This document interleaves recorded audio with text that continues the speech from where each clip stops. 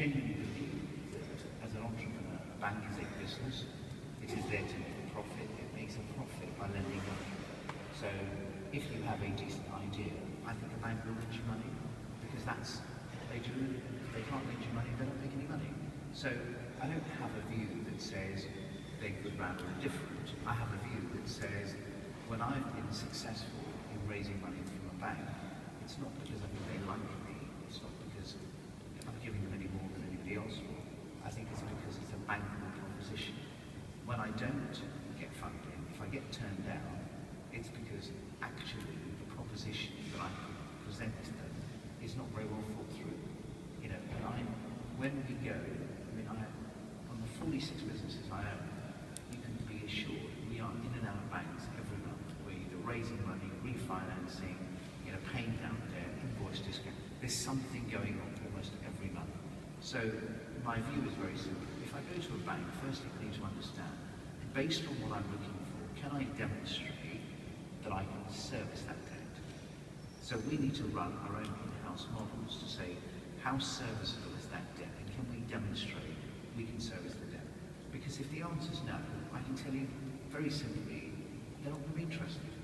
Secondly, if we're borrowing money at, let's say, between 3 to 5%, if I was lending money using my own money, would I lend money at 3 to 5% without security or collateral?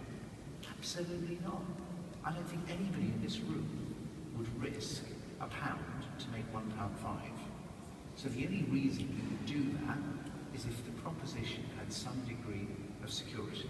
So based on the loan that you're looking for, do you have reasonable collateral? If the answer is no, it's not debt, it becomes equity. Equity is not at 5%. Equity is at 300%. So that, and I think once you understand the dynamics of that, I think how you use banks changes quite materially. I think the concept of costs and fees are only, to me, purely relevant to what you're looking for and what you're providing. So if you provide a rock-solid proposition to a bank, do you know what? The fees are quite sensible. If there's a high degree of risk in there, you will see the margin going up. But you'd all do exactly the same. So I think I have fantastic relationships with the banks, not because I think we're better or we have better businesses. I think we've made it our job to understand, their business, and understand if we were sitting on the other side of the table, how would we view the same proposition? I think in any business, if you can put yourself in the other position, it generally enables you to do a better transaction.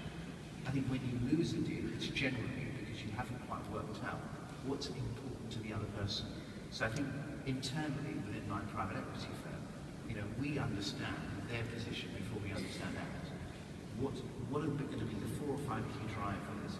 We just literally last month refinanced a property, and the drivers were the same. We sat down before we went to the bank and said, what are the 4 things that are going to be really important to the bank before we even write the paper? And then ask ourselves the question, can we address those? And we could address 1 out of 4. And I said, frankly, guys, take it from me, don't waste your time. Because if you can't demonstrate that, if I was